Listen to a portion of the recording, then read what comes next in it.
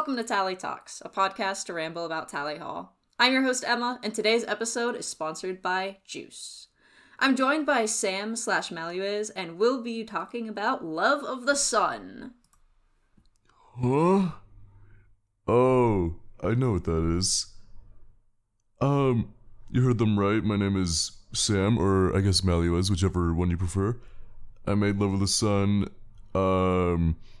came up with the idea when I was at least probably 14 or 15. It's been a long time. I've forgotten the specifics since then, but I've been trying to weave my way through making it slowly and surely, just as the years go by. And for people who have no idea, what your show is, or even if they don't even know what, Tally Hall is, how is it that you kind of, pitch your show if that situation ever comes up? That's always a really hard part, because it delves into, an object show combined with the band. But a lot of times when I introduce someone to the show, I don't even tell them it's an object show. I say it's a web series about objects, because I don't want to get into specifics of what an object show is. Oh, have you heard of BFDI? And it's all about this and that. Have you heard of Tally Hall? So usually I just say it's about a web series about a walking charger who died and is navigating the afterlife, which is pretty much what it is. But obviously the name of it, Love of the Sun, I did not make on my own. As well as one of the characters. His name is Michael. He's a pinwheel, but the colors of his pieces are a little familiar if you're a fan of Tally Hall at all. That's as much as I can say without spoiling the biggest event ever. No, I don't know. I'm making stuff up. Yeah, there's definitely itty bitty Tally Hall references sprinkled in there. Absolutely. Which I appreciate. I watch everything with subtitles, so I remember there was one spelling of got with the 2 T's, and I was like, ha! I know what that is. Yeah, for me, I saw Love of the Sun about a week after it came out for the 1A episode. At the end of 2022, or midway through 2022, my friend shared with me the Moon Waltz animatic from HFJ1. I hadn't seen any object shows before that, but the power of just that animation alone, I watched one, and then I watched BFDI and Insanity, and then I saw Love of the Sun. I was like, no way. Tally Hall. But I really liked just sort of the storytelling aspect it takes, kind of similar to one for people who've seen that versus the competition style of everything. And then the animation in Love of the Sun is also insane, so it's really, really beautifully done. You have a whole crew there, right? Yeah! Yeah, the crew is mainly just people I'm really close with, really close friends that I've met years ago.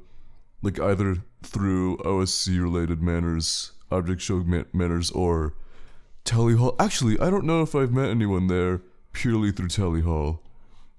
I really doubt. I think it's just object people. Because they're all involved with the art and stuff. And usually that's how...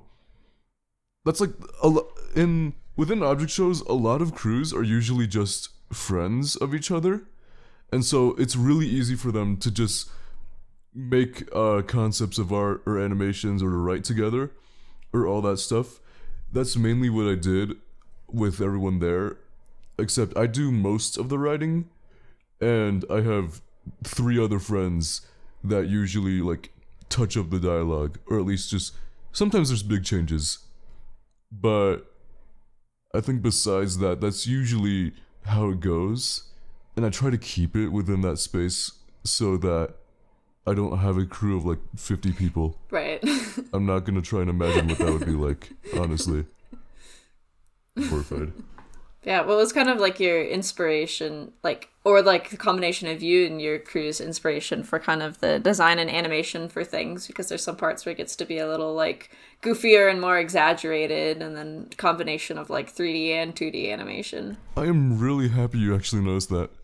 So I think I haven't adopted this mindset until recently, but a big inspiration for, I guess, the different ideas or styles in animation was Smiling Friends. Um, After I watched that, or like I became a fan, I kind of wanted to adopt a policy that I noticed they kind of have, where the quality of the animation is going to depend on how funny it is. So if a scene would be funnier with like a 2-frame walk cycle of a character running across the screen, then we go for that. But unless it's like serious or something, then I'll try to put my all in. It hasn't impacted me until like really recently. Like when I was making episode 1C, I was like, oh my god, it's the smartest thing ever. It blah blah blah. I gotta do this now. And so I just tried to implement it as best I could, but I think it worked. Yeah, yeah. I was watching 1C with one of my friends, and that was the thing where both like the expressions and just like different random style changes were really fun. 1C is definitely where the expressions on the characters started to be ramped up. I feel like that's where we kind of actually started to find what we wanted to do with the characters, or like, in terms of drawing them. Just because, oh, another inspiration. So an animator on the team, their name is Sokka. I watched an anime with them like maybe last December, November called Fooly Cooly, and it was like the animation on that show, like it drove me insane, and it drove them insane too, and it was definitely a really big inspiration. It helped us make a lot of things in 1C, like the facial expressions being a lot more wacky, the scenes of Pride Prom opening his patient center and the scene of them trying to get out of that patient center. They were all definitely a lot more tame before we watched that. Sokka's a really, really good animator. They carried most of 1C. There were so many things that they did. I can't even look. All the camera shots, all the movements, all the. Yeah, I can't even like say it in words. They're just really good. And then them combined with the anime we watched, I felt like they were unstoppable.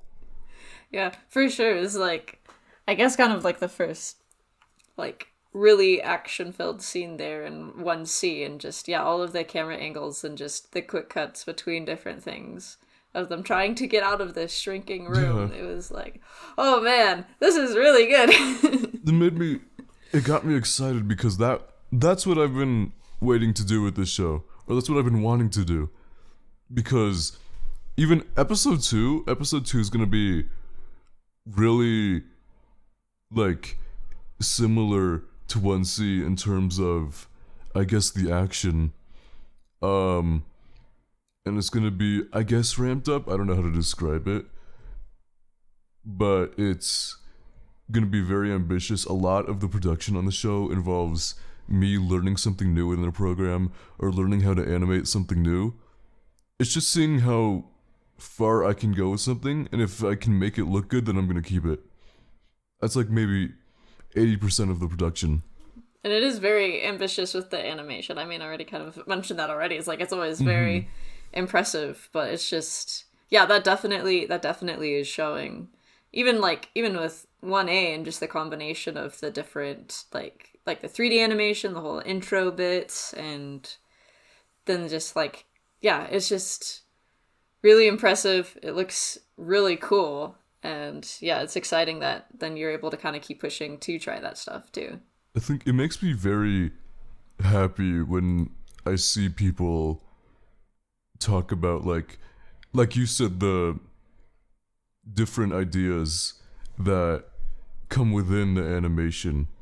I don't know how to explain it, but it was just like we were talking about the animation being very experimental. So I get really happy when people kind of notice that and are kind of hooked onto it, because it makes me, I go like, wow, they recognize it. In that voice, I always do that voice in my head whenever someone recognizes it. That's like required. Yeah, and then there's also like the almost the like different hand drawn bits of like different exposition, but I just really enjoy seeing that as well. Yeah, just all sorts of different styles. When did you first start kind of like getting into animation? Oh, that's a good question. I have to think really hard. So, I think probably since I was 5 or 6, because at that point I had a Nintendo DSi and I had Flipnote Studio on it. And I would always just, every day, I would always just make these random stupid animations. I don't remember what they were about. Like, I didn't even know how to add audio or anything. I would just do like stick figures running and jumping and like high fiving and all that stuff. And from there, it always evolved. I didn't get into the realm of Adobe Animate until I was probably 12 or 11, because that's when season 4 of BFDI came out, and they started like the source files became public, and I didn't even know what that meant. But my friend was like, "Oh my god, we gotta download them. We gotta play around with them and like change everything." I was like, "What? Okay." Um, so we downloaded them, and I just remember like changing the intro, changing all the character assets to like random images I had on my computer, and it was like the funniest thing in my life at the time. And I was like, this is amazing. I gotta learn this program so I can do this forever. And then from there, that's just how, like, I think that primarily is where I got the idea to make my own show. Because within the community of like object shows, it's very common to like make your own show. Like, oh, I want to do this too, but it's very hard to actually uphold it because it's a whole show. Right. Like you gotta. It's very hard to stick to your word. Like I don't blame people who cancel their shows because it takes a long time. So like in the case of like Charger Block, is that kind of around the time where he was born, I guess, created? Oh yeah. Yeah, actually, I made Charger Block in 2018, but it wasn't for a show. It was for a. Okay, this is a whole other subgenre of object things. So on Discord there are these things called object camps, and they're. I have no idea if you've heard of it ever or not. Oh, I've done one actually. I didn't Oh get my very god. far. Okay, but... then. Wow. Okay, I'll just explain a little bit for like the audience, just a little bit. So it's like a competition held in usually a Discord server. You can sign up as a character of whoever you want, and then the host of the camp will give you a challenge, and then you make like some sort of art of your character doing that challenge. So if the challenge is go buy water at the store, you can like animate your character doing it, or you can do a comic, or I don't know, a puppet show, or you can write it, and then they get scored, and then every round someone gets eliminated. So it's like a competition thing, similar to BFDI and stuff like that. I made Charger Block for a camp a long time ago. It was called Lick Battle, and very few people know what that is nowadays. And I'm like, thank the Lord, because my old entries were like they make me like cringe, or they reek of just horridness. But like, just because of that, I was like, I have to save Charger Block from this horrible fate of being stuck to a camp. And so I plucked him out of that realm, and I was like, you're gonna be in my show, okay? You can let's go on in there. You know, actually Crown was made for the same reason, but then I asked their voice actor, Carrie, if I could use Crown in the show, and Carrie was like, okay. I was like, okay. And so I just stole Crown, and I placed them in there too. And that birthed CB and Crown for the show. I remember you have on your channel some entries for Battle for McDonald's. Oh yeah. That was another one I did. That was like, I think by then I was already working on Love of the Sun, but I don't really know why I said like, okay, let me just like involve myself with another camp with the main character of Love of the Sun. It'd be funny. Those ones are definitely better, I think. I don't rely on memes as much for those ones as I did Lick Battle. For Lick Battle, it was definitely like, what's funny at the time? What can I use? What image can I put in here? I know, I'll put Markiplier E meme. That's like really deep fried. And I got first place. Beautiful. It really is. Almost cinematic. Yeah, I remember there's for the Battle for McDonald's one, Charger Black sings Banana Man, and that caught me so off guard. I didn't realize where it was going at first. But I remember that I was having a normal one about that. That was like the most entertaining thing to me. Okay, that's a good thing to hear. I keep going back and forth on that specific entry. I was like, I either go like, this is horrible, why did I do this? Or I was like, no, this is kind of funny. It was really funny. Right now, I think I'm leaning towards, yeah, it's kind of funny. I think the humor comes in me doing the entire song, or like half of the song. I don't remember how much I did.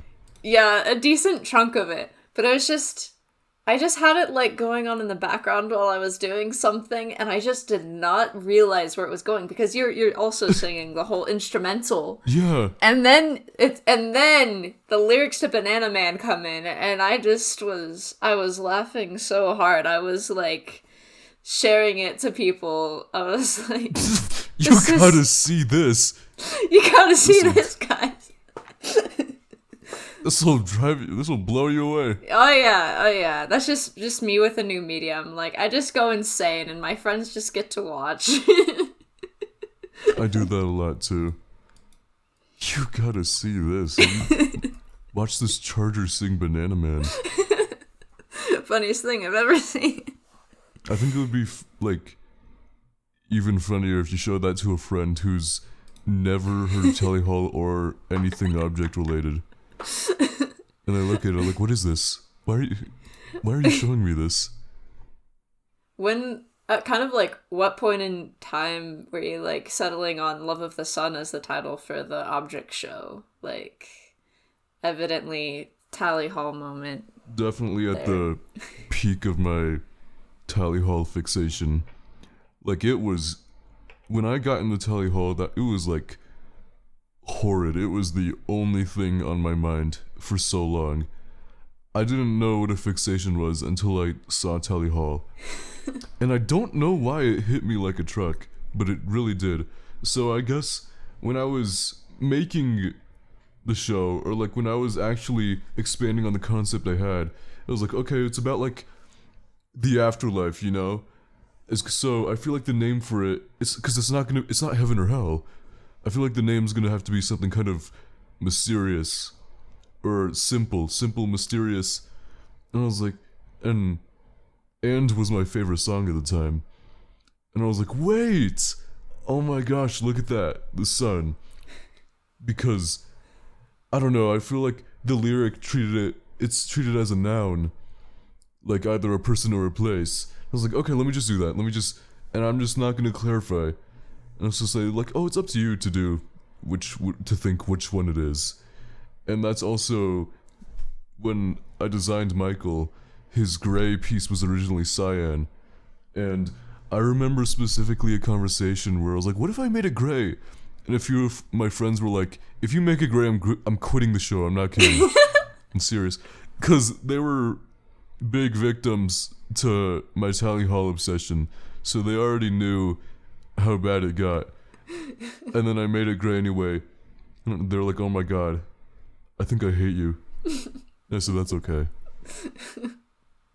Yeah, we get to be very normal about colors as Tally Hall fans. Absolutely. You know, my 15-year-old head, whenever I saw like, even if I saw 3 of the 5 colors together or 3 of the 6, like yellow, green, blue, I was like, oh my god, oh, I love that band. It's definitely died down since then. Honestly, I haven't. Like, here's a mini confession. Regarding Tally Hall, I haven't really actively listened to them in almost 2 years now. Like, I think their music still and the band still means a lot to me, but a lot of it came from just me being 15 years old. And then when I make the show today, I kind of forget that I referenced Telly Hall in it. I forget that like I didn't make the name of the show. I was like, oh, oops. And I was like, sometimes I think like, oh no, I'm kind of stuck with this, but most of the time I'm like, it's fine. It's really not that bad. I can work with this. I got the Tally Hall reference out of the way. Now I can do what I want to do with the show. And there is definitely an object show fandom overlap with Tally Hall, so you get to bring these people along for the ride and get to do your own thing from there, for sure. I combine these two, like, spaces, like, hey, you guys like at least one of these things. Okay, now you get to just sit back, watch this now. Here's what I'm gonna do instead. As you mentioned, the sun is a great word for just describing what the place is. It's like, which spelling of the sun? Great question. Yeah. It worked out well, for sure. Like, what does that even mean? Yes. I'm glad I found that. Honestly, had I been obsessed with any other band at the time, it probably would have been named off of that. It was just Tally Hall that got chosen in my head. Hey man, Tally Hall does have some great music, as you said, but it is one of those things too. It's like, we get to move on to the next thing, but still have those inspirations, for sure.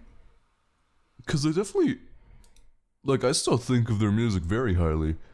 Because I know, like, usually a lot of people, when they move on from music they liked when they were younger, it's like, oh my god, why did I like this? This is horrible. And I think I still enjoy a lot of their stuff.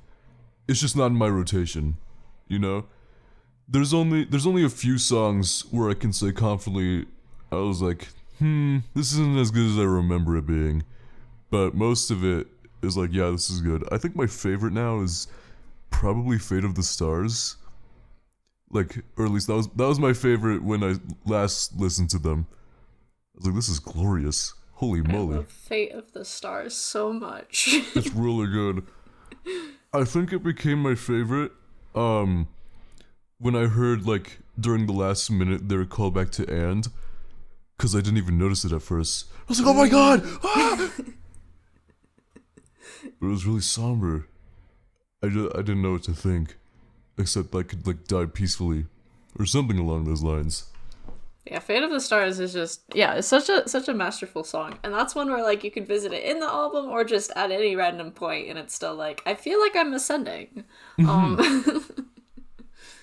I think what adds to it is, like, I'm pretty sure, like, I could be wrong, it's been a long time, but, like, that's the last, like, studio song that the band recorded. Yeah. And I was like, you know what, that's a really good send-off. If they never made music again, I would be happy with that being their last song. I feel that. I feel the same way. Like, I feel like more people need to talk about Fate of the Stars. It's so good. Yeah, I never really saw a discussion of it when I was more active within the space. But hey, people starting to talk about it a bit more now, so we got that. We got that. That's good at least. We got the new generation of the Tally Hall fandom.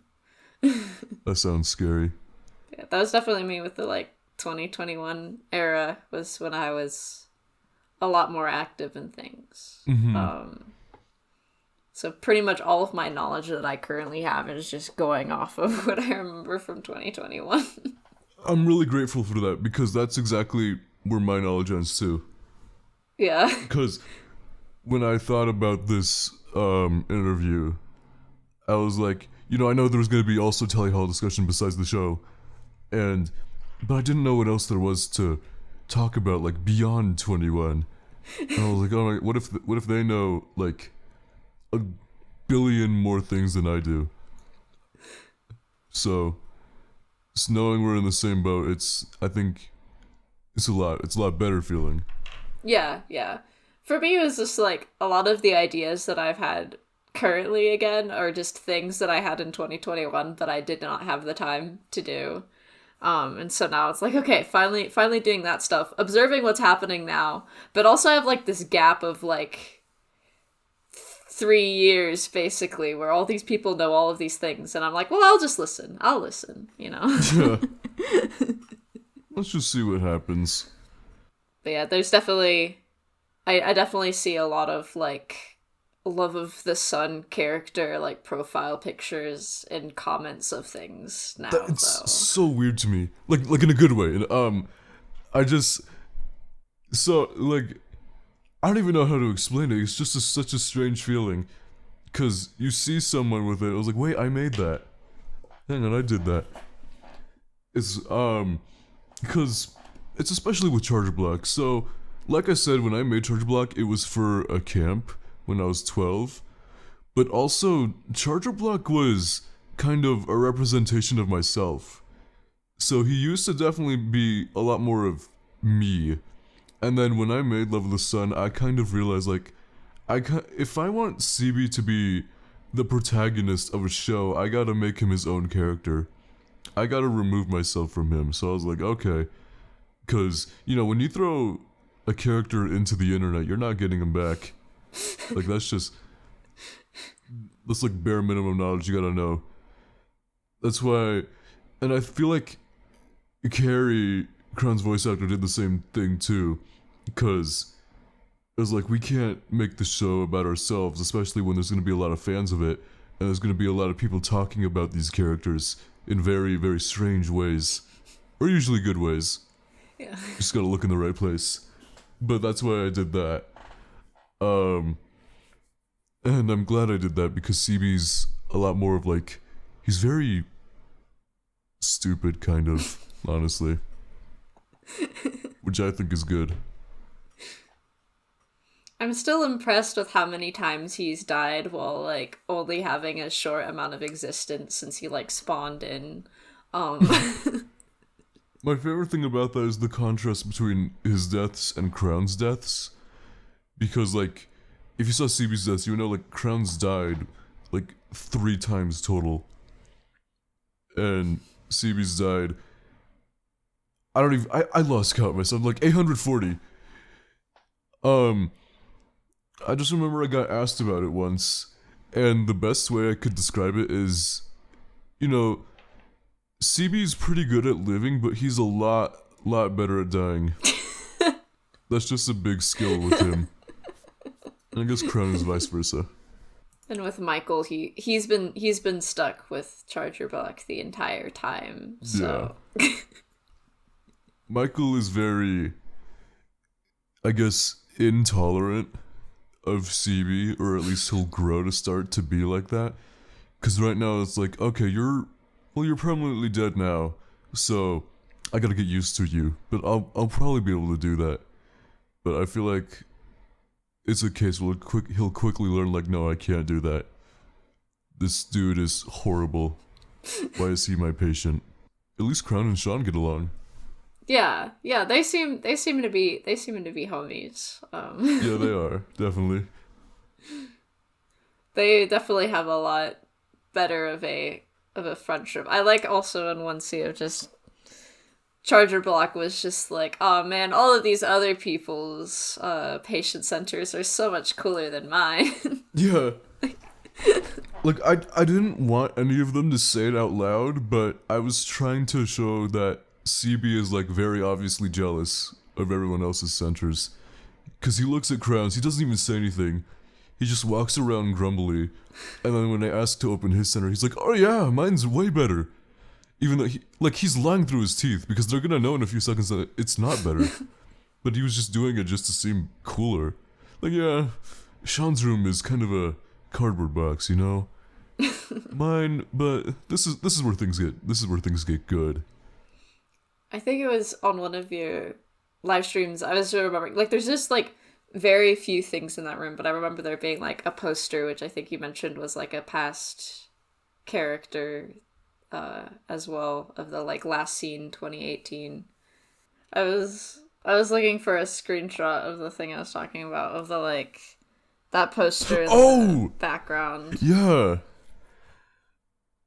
The host of, like, our old show with Carrie. I remember that. I forgot what the name was called. It was something. I think it was something really stupid. I don't even remember. But able to throw that little reference in there. Yeah. I guess with that, like, in that, do you feel like the host is then canon to the Sun, or just more of a reference thing? Huh. They could be canon. Like just in some other world they do exist still. I guess I never really actually considered that. Like, maybe they could be if I need to find a reason for them to be canon again, but it was always just intended as a reference. Just in my eyes. Yeah, that makes sense. Oh, that's another reason why I made CB and Crown their own characters besides just like representations of myself, is because like I always thought of like the fan fictions. I was like, oh no, oh lord. I've seen a couple. It's mainly just Michael and Sean, and I was like, okay, that's kind of expected, honestly. And they were kind of cute too. Yeah. So I didn't really mind. Like the ones with like any involvement in CB and Crown, they're just like standing around, or they're talking about something really normal. Like, how was your day, CB? Oh, it was pretty good. That's nice. They gotta get goofier, I feel like. They're really goofy friends, and people need to, like, capitalize on that more. I agree. I think we'll start selling, like, stickers of them saying, we're goofy friends. Just so you know. Just so... Because I feel like too many people are going to wonder, like, what kind of friends are these guys? You know? They're goofy friends. Don't get it twisted. I try to do like little animated shorts too, because I feel like that helps. There's not a lot, because they're usually just like random audios I find, or like audios from crew members and I playing a game, like the voice actors. I was like, this is funny. I can like animate this, and rake in like 500,000 views. Not really. Are you planning on doing that more on your YouTube, or is it going to be kind of like on the other socials for now? No, I'll upload shorts to my YouTube, because I feel like my main worry is that, you know, episode 1 is finally done, but like the whole thing took like a year and a half, and that worries me. I was like, how long is the rest of this show going to take? I have 12 episodes planned for this series, and I don't want like a year and a half to be in between every episode. So like, realistically, if that happens, like it's not going to be the end of the world. But it's like, oh well. So that's why I want to do more shorts and streams, so that people don't have to wait with absolutely nothing for that long. Because I know I know how that feels. Being a Telly Hall fan. Yeah, you know, we'll get the season finale in 2040. It'll be great. We honestly might. Like, I made a real promise to myself that I'm gonna work on this show until I'm at least 30. And if it's not done by then I'll call it quits. Because I feel like that's a good enough time. So like I have 12 years to make this show happen. Yeah. Granted, it is, as mentioned earlier, very, very high quality animation, and so it's like, oh yeah, it makes sense for it to be taking a while, but it is so worth it. Animation is definitely the longest part. Everything else is pretty smooth. Like the writing is done pretty quickly. And then I used to do it where I just gave the voice actors the script and I was like, okay, do your things. But I changed it to where I start making storyboards of the script, so that they're not detailed or anything. They're just like really bad drawings. But that's because the main purpose of the storyboards in Love of the Sun is to just show the voice actors like, or give them a better idea of how they should be acting or saying their lines. And then so I give them that, they give me lines, I make the audio, that's done, animate, background stuff, blah blah blah, edit, that's done. But animating definitely takes the longest. That's always the traffic jam in the production. Yep, gotta make these little characters move around and stuff, I guess, you know? I guess. It just Jeez. doesn't automatically happen for you. I don't know why. I wonder why can't I just yell at the computer enough and then they'll move? I feel like that would make things a lot easier. I'm thinking with Love of the Sun, and this is something where it's like, oh, if it's too spoiler, you don't have to say it, but with having the 12 episodes, is that all still kind of focusing on the main crew that you have now, or are you hoping to introduce some more characters as well? I'll say this only here. There's like one more major character that I have planned for the future. That's all. I can't say anything about them except for that. But the main cast is not just the 5 that we saw in episode 1.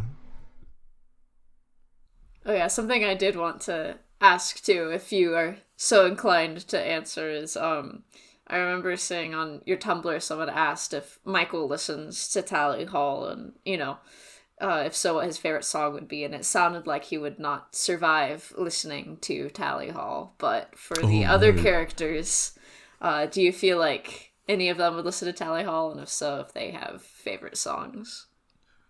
Let me think. I don't think that any of them are particularly familiar with the band.